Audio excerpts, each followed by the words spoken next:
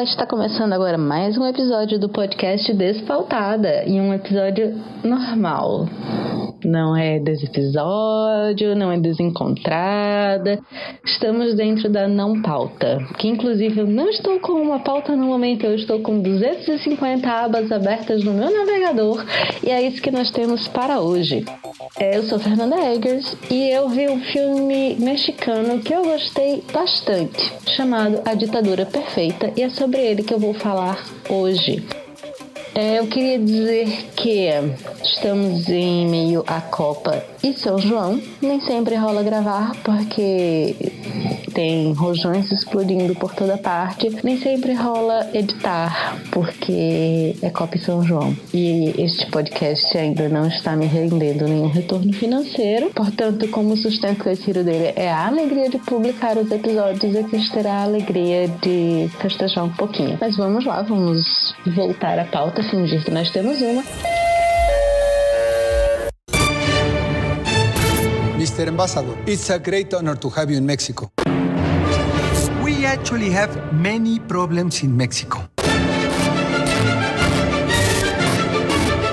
We are waiting to do all the dirty jobs not even the negros wanted to do. ¿Te enteraste de lo que pasó en el Palacio Nacional con el embajador? La verdad que la cagamos poniendo este cabrón en los pinos, pero ni modo. Arréglalo. Llegaron a nuestras oficinas estas imágenes exclusivas en la que se ve al gobernador Carmelo Vargas en uno de los más graves casos de corrupción de los últimos años. ¡Se sienten los dueños del país!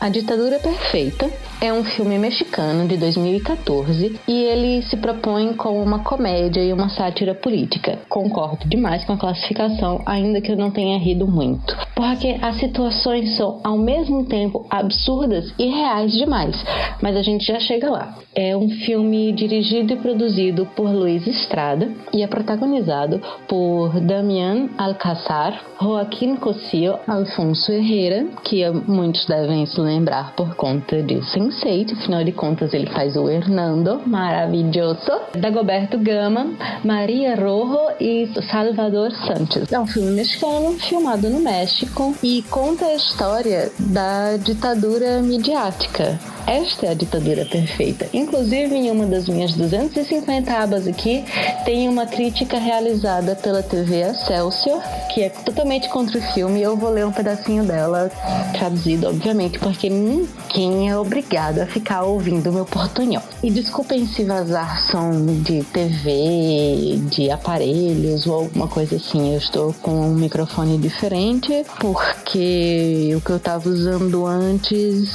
está com mau contato. E é o que tem pra hoje, então vamos embora. A história do filme é que o presidente da República, que não tem nome, né?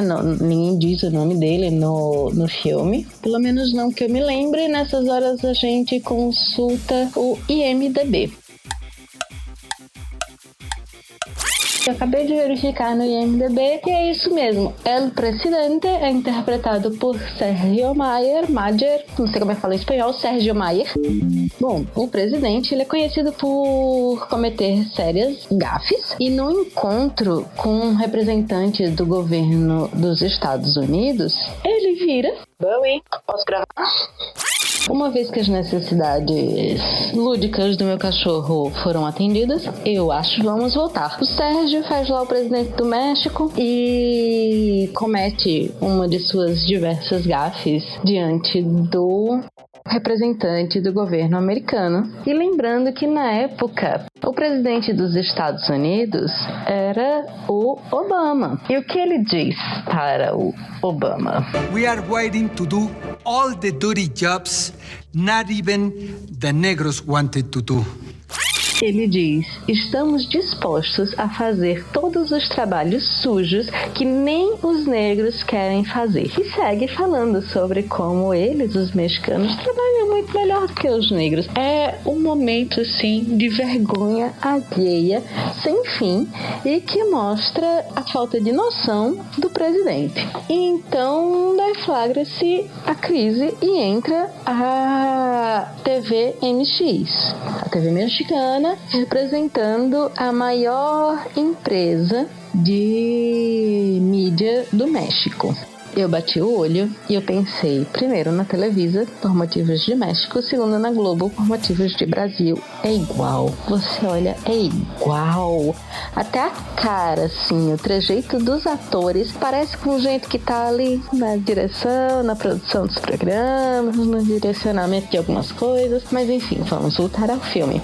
Quando acontece isso, né? Quando o presidente vai lá e comete essa gafe, a TV, para desviar a atenção, estudantes de jornalismo, porque este filme é essencial para você ver na prática como acontecem algumas coisas das quais você ouve falar na faculdade. E para quem não estuda jornalismo também já fica sabendo, não é uma prática que existe só no México, é uma prática feita por todos os veículos de comunicação. Para desviar a atenção da gafe do presidente, a TV exibe um vídeo apresentando o governador Carmelo Vargas praticando corrupção. E aí o que acontece? O governador fica desesperado para salvar seu futuro político, porque ele quer ser presidente do México, e decide fechar um acordo com a própria emissora que o denunciou para mudar a sua imagem e torná-lo a próxima estrela política do país. Aí a TV manda para o estado do governador Carmelo Vargas o produtor Carlos Rojo, que é interpretado pelo Alfonso Herrera, e manda também Ricardo Dias, interpretado por Osvaldo Benavides. Ele é o principal repórter da emissora, e os dois vão juntos para o estado, que são recebidos com 5 corpos enforcados no arco que delimita os limites da região. E enquanto a trama vai avançando e o governador vai se mostrando, né? A gente vai conhecendo o governador, não difere muito, pelo menos do que parece para mim, de partes do interior brasileiro, onde o coronelismo é muito persistente. Mas eu estou me adiantando. Primeiro vamos falar do filme.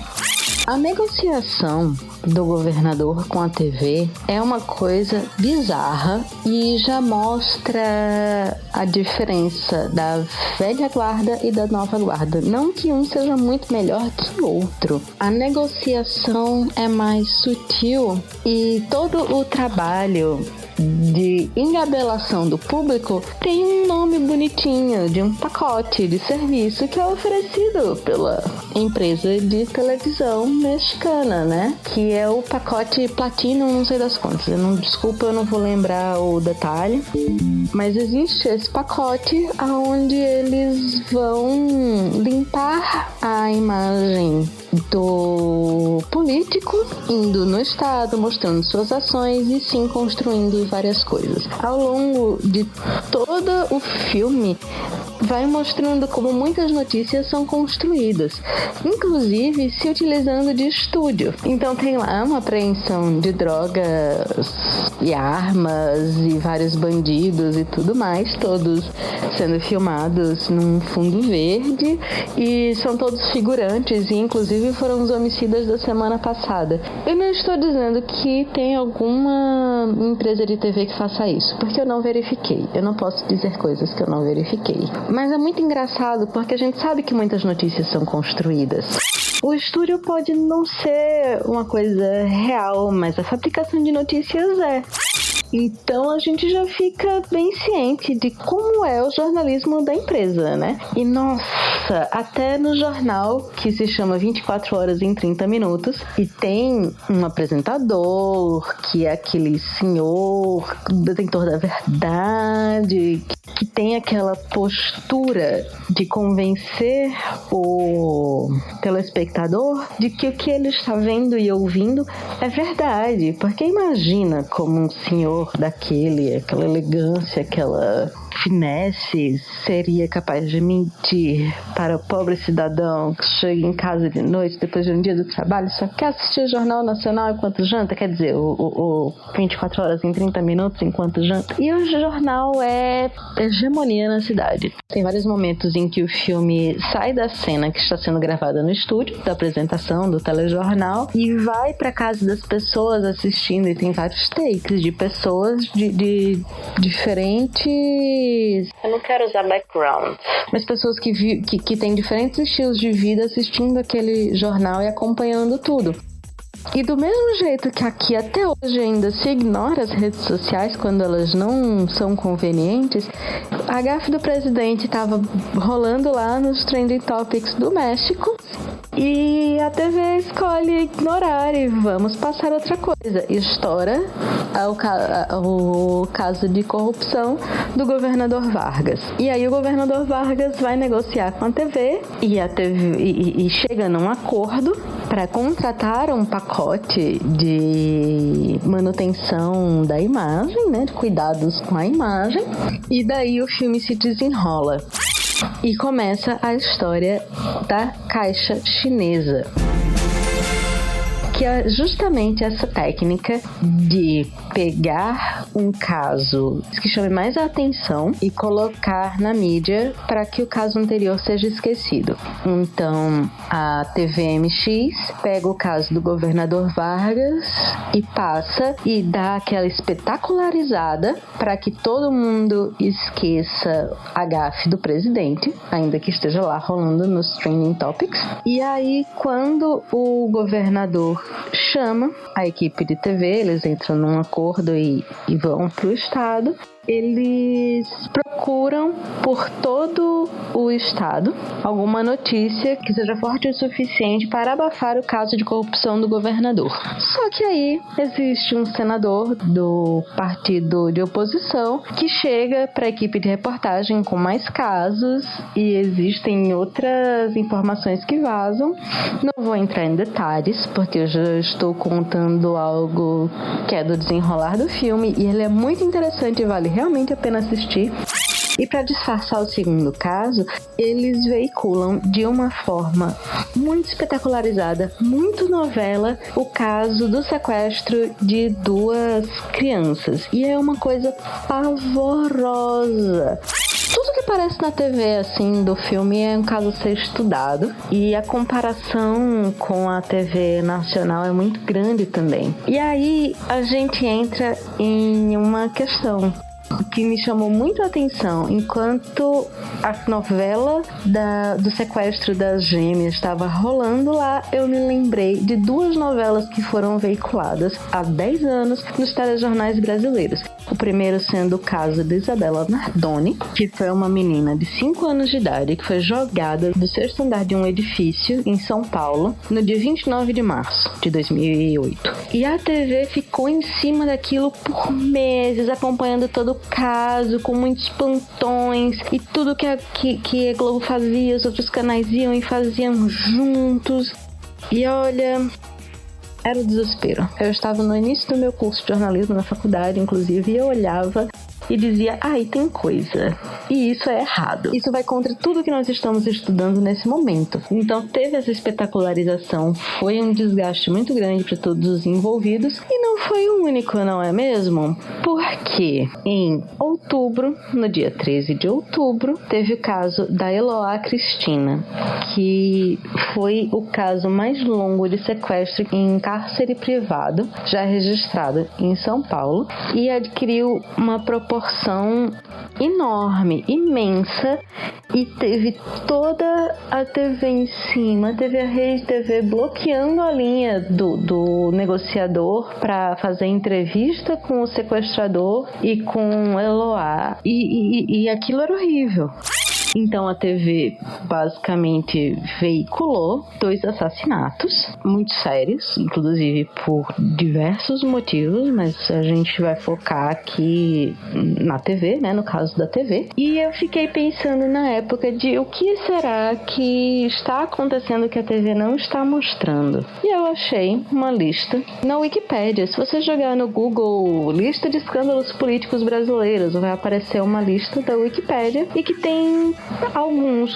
Para citar 3, em 2008, a gente teve o esquema de desvio de verbas do BNDES, teve o escândalo das licitações do transporte público de São Paulo, que foi conhecido como Trem-Salão, e teve a Operação Satyagraha, que inclusive que nome maravilhoso, né? Todo mundo aprendeu a falar, sei lá, o que é isso? Sânscrito. Não foram casos criados pela mídia, mas foram casos veiculados ao extremo para atender algum propósito. Eu não tô nem dizendo que tenha sido apenas para abafar algum desses casos ou algum outro que eu não citei, mas nada é feito sem propósito na mídia.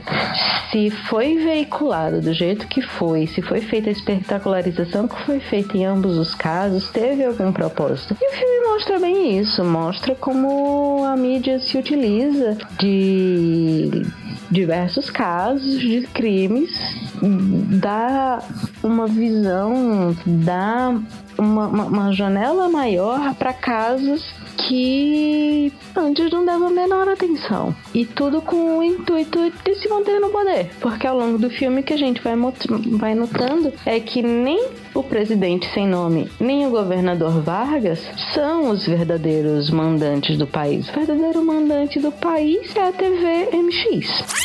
E aí eu dei uma pesquisada em algumas críticas feitas em sites do México, eu vou deixar o link para elas. E uma dessas críticas fala até como o presidente saiu muito parecido com o presidente Enrique Peña Nieto, que foi acusado de ser o candidato da Televisa e de ter sido apoiado de maneira ilegal por esta empresa de comunicação desde que governava o estado do México. E no filme eles falam mesmo, logo no início, é este presidente que nós colocamos no poder e tal, e achando ruim, porque o cara só comete gafe atrás de gafe. Então é uma crítica não só à TV, que de cara apareceu a Televisa, pelo pouco que eu conheço a Televisa, mas tudo que eu pesquisei também indicou como é a Televisa, e é óbvio que eu vou deixar os links no post, que é lá no medium.com/despautada. E é uma crítica também à forma como se faz política, né, naquele país, e ao presidente Peña Nieto, porque, por favor, né? É uma crítica tanto ao sistema de comunicação do país, que coloca quem quiser no poder. Não vou lembrar ninguém de que a Globo fez isso com o Collor. E também que diversos candidatos que a gente tem por aí, ao longo da nossa história política pós-redemocratização, são os candidatos da Globo, né? Que não vamos esquecer que foi feita na época da ditadura e com o apoio dos ditadores. Eu sei, eu tô criticando a Globo aqui, mas se tudo é tão semelhante entre o maior canal de comunicação do México, que foi retratado no filme, e o maior canal de comunicação do Brasil, pode até ser que a Televisa não tenha sido fundada com a bênção de ditadores, mas olha, isso não quer dizer que a ideologia seja muito distante ou muito diferente da que a gente tem nos grandes veículos de comunicação daqui. Eu queria falar da crítica da TV Excelsior. Eu li em espanhol, mas eu traduzi a crítica da Excelsior para o português usando o tradutor do Google. E ele abre logo o texto, o Alfonso Dias de la Vega abre o texto já falando que a melancolia não é o sedimento da sátira, mas o pano de fundo do qual ela emerge. A sátira zomba do que é indigno, mas contém suas lágrimas. Então ele diz que A Ditadura Perfeita tem uma inconsistência tonal de um filme que promete uma catarse bem-humorada sobre a realidade política atual e trai os espectadores, tornando-se um melodrama que não se pode dizer real, né? Diz real ou não podemos saber da vida noticiosa do país. Olha, depende de qual o seu ponto, né, do seu lugar de fala, o seu lugar de assistência, enquanto você está vendo o filme. Porque, pra quem tá do lado que eu tô, foi um filme muito divertido. Foi um filme que tinha situações que não dá pra assumir como real, mas também não é um documentário, né? É uma ficção que faz uma crítica. O Excelsior diz que o manejo do tempo e a tentativa de imitar o noticiário a duração do noticiário mexicano mais assistido não é um triunfo estético para o filme, mas a ruína da película inteira, porque a possibilidade do valor paródico se quebra diante da estupidez panfletária. Por que eu estou dizendo isso? Porque a frase seguinte, o veículo de comunicação aqui fala que porque o filme abriu dizendo que a realidade está refletida no filme. Lembrando que é um filme de ficção. A gente fez isso acontecer várias vezes. A realidade é refletida, mas não é transposta para a tela. Até porque seria impossível, mas tudo bem. Ele não se pretende documental. Ele critica que o filme diz que a realidade está refletida e afirma que nunca vimos um sequestro no titular noticioso, no jornal, no noticiário mais importante do país. Noticiário mais popular do país veicular um sequestro desse jeito, porque o presidente cometeu uma gafe e nem existe tal coisa desde a Guerra do México. É agora que a gente diz pra ele sentar ali no cantinho? Aham, Cláudia, senta lá. Eu trouxe esta pérola do jornalismo, da crítica cinematográfica, não apenas porque eu discordo dele. Não é obrigado a achar o filme bom. Inclusive tem uma outra crítica que eu também vou deixar o link, que é uma crítica que já está mais alinhada com o que eu penso do ideal por trás da produção e que fala do filme em si, que não gostou tanto dos recursos técnicos, que a atuação deixou um pouco a desejar, podia ter sido melhor, faz umas críticas técnicas, mas traz o reconhecimento da importância do filme. Inclusive, é uma crítica que diz que o filme não foi nem tão inovador, nem tão ousado quanto se propunha. Se uma crítica diz que um filme desse, que retrata a maior empresa televisiva do país, da forma como retratou, ainda não foi ousado o suficiente, porque, né, eu não tô lá no México, eu sei pouco sobre o que está acontecendo no país, ou o que aconteceu, principalmente, em 2014, mas se alguém diz isso, é porque ainda tem muita coisa que não se fala, não saiu à superfície.